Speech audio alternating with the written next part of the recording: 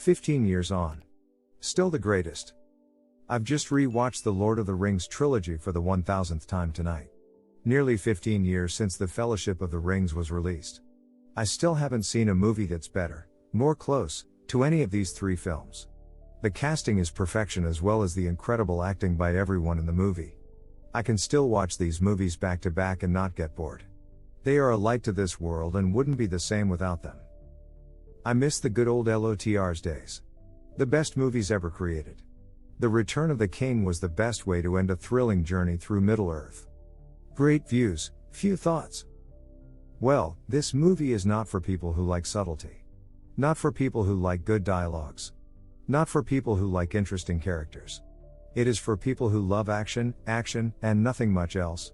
For people who love pompous battles on big screens, hollow words, rhetorics of the kind great dictators are so fond of, big words like "today mankind will not fail." Sure, I can see why people like this movie. They are just easily pleased. They see a big battle scene and they're happy. They see orcs, and still more orcs, and they think, wow, these orcs must be metaphors for all the bad people that are out there on this evil planet. How deep?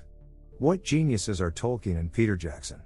They see a helicopter view of a battlefield, great graphics of a fictional city, a realistic monster spider, and they're happy. They see good triumph over evil and they think that's the way it should be, because it's different from real life, I guess. It gives them hope. It must be nice to not see that cheap emotions, the flat characters, some of the most stereotyped dialogues ever written in the history of film. It must be great to be able to love this movie. Minor flaws aside, The Lord of the Rings proves itself one of the most successful trilogies in modern film. In Return of the King, which follows the book, that I have not read, though heard what is in it that is not in the film, as close if not closer than the past two, co-writer/co-producer/director Peter Jackson brings Tolkien's grand tale of the quest to destroy the ring to an end. The story strands follow along the similar linear paths of the others, and it is done so with an equal worth in entertainment. Frodo, Sam and Gollum's path to Mordor unfolds as almost something of a love triangle for the ring. Merry and Pippin follow their own tales towards the great battle. Gandalf, Aragorn, Legolas, Gimli, and all the dwellers of Middle-earth prepare for the swarm of the terrors of Sauron. There is much praise that should be given to Jackson and his crew/cast on not just the worth of Return of the King, but to what is now the entire saga of The Lord of the Rings as a whole. Though the film does carry quite a load to it, at 3 hours and 21 minutes it's the longest of the three in theatrical form, and it definitely does go on at least 10 to 15 minutes longer than it should, and expands and deflates on the details of some characters, i.e. Saruman is nowhere in sight in this version, while Arwen gets more than what is from the original work. There are plenty of rousing scenes and sequences, terrific battles, and a grasp on the visual effects as a whole that don't let up. In all, ROTK is on the level with Fellowship and Two Towers, making the parts as good as the whole. This is something that only several other filmmakers can make a claim to, that one film does not bring on a letdown from the expectations that preceded it. It's the kind of film I want to see again, however it would be very difficult to sit through it in one place. Great, both as a picture in and of itself, and overall on the three epics combined. Entertaining, but not as half as good as the book. First of all, I like this movie, and I could watch it an awful lot of times. But that is mostly due to the great special effects. The point I rated this movie a 7 is because of the stupid story mistakes Peter putted in his movie. Especially the Ghost Army is a huge mistake. Everybody who read the book knows the Ghost Army does not take part in the huge fight, but only conquers the pirates' fleet, so Aragorn and his men can sail to the battle. The orcs think they get some backup when they see the black sails, but then are overrun by Aragorn, not the ghosts. Like the thing above, there are more things which I do not like. Like the snowboarding Legolas in the battle for Helm's Deep, not this movie, but still. Legolas is indeed quite handy on his feet, but snowboarding on a shield? These are just the things which made me personally think Peter could have come up with a much better movie of one of the best stories ever written. Brilliant. Simply brilliant. Where to start with this masterpiece? Quite simply one of the greatest movies ever made. A fitting end to a stunning trilogy. The acting as it has been is brilliant again. Special mention must go to Sean Astin, for his performance as Sam. In this one he gets his big moment in the trilogy, and he nails it perfectly. His scenes with Elijah Wood, Frodo, on Mount Doom, as Frodo weakens are full of emotion and very powerful.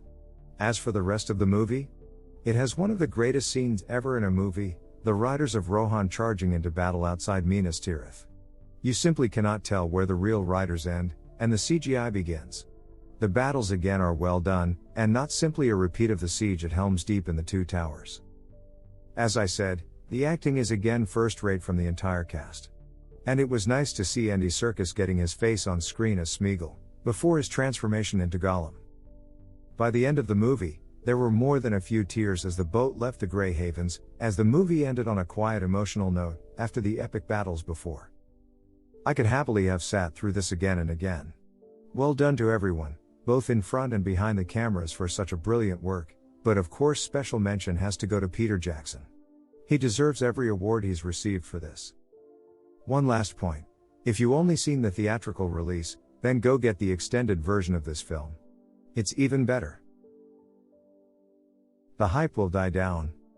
The conclusion to what has been a seriously overhyped trilogy. As of the time of writing, this movie was rated number 4 in IMDb's top 250. However, I suspect that much of that rating is due to overexcited fanboys. I hate that word but couldn't think of a substitute, and the film will slip a considerable number of places in subsequent years. Return of the King is probably the second best of the three films, surpassing the lackluster Two Towers but nowhere near as good as The Fellowship. I enjoyed the first half of the film considerably and was prepared to accept it as a good final installment. Unfortunately, like The Two Towers, the film moves from the sublime to the ridiculous with the introduction of the battle scene. I'm afraid I am not a fan of CG animation in live films. While the character of Gollum was well produced, the CG in the battles is lackluster and obvious. It is like being slapped in the face whenever it appears. Even leaving out the CG, however, the biggest insult I find is that the main characters have to do everything. This was a particular problem in The Two Towers, where the three heroes held off a whole army of orcs, but it is also prevalent in the battle in this movie. Sure, I've heard of suspension of disbelief, but it can only go so far. Unlike most people, I didn't mind the long ending with Sam and Frodo, but the film had already been ruined for me before that. One of the strongest ends to any trilogy ever.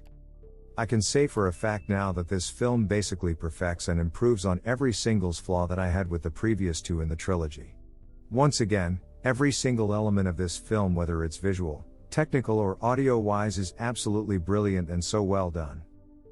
I really can't think of much wrong with this film other than the final battle dragging on for a bit too long. But, at the same time, I still think the first movie is the best of the trilogy. Anyway, overall a spectacular film with an amazing climax and ending. Great movie.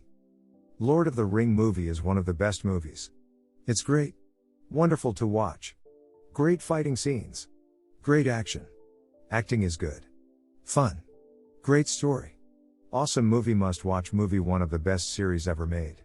The great thing in the movie is that we don't get bored while watching it.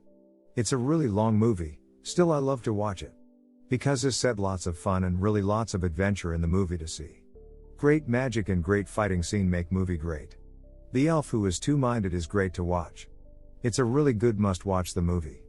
Movie makes us laugh, full adventure, great action, and in the last great performance by all actor. Great animation too. It a really good movie to watch. Different creature is designed well. Brilliant, and yet not so brilliant. In short, a very, very good film which would have been the trilogy's best and have gained a 10, had not it not gone on so long. I get the feeling Peter Jackson didn't want to end the series, and so made the final film last as long as humanly possible. In the end it just gets tiring. I really will not be watching the extended version, which may well stretch to 5 hours. Why couldn't they just do a Kill Bill on it? Oh well, I don't want to try to put you off, at 7/10 it is still well worth a watch, just don't try to watch the whole trilogy at once. Not without a family-sized KFC bucket, at least. Good, but definitely not deserving of number 4 of all time.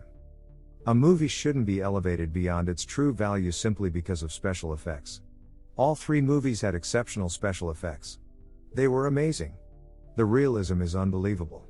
However, superfluous additions to, and needless omissions from, the original story, along with quite a bit of over-the-top acting, are certainly enough to move it quite a ways down the list. This movie is not better than Schindler's List. It's not better than The Usual Suspects. It's not better than many of the movies it's currently beating in the top 250. This film is currently rated higher than The Seven Samurai and Citizen Kane. Let's vote the real value of a film and not destroy the value of our system.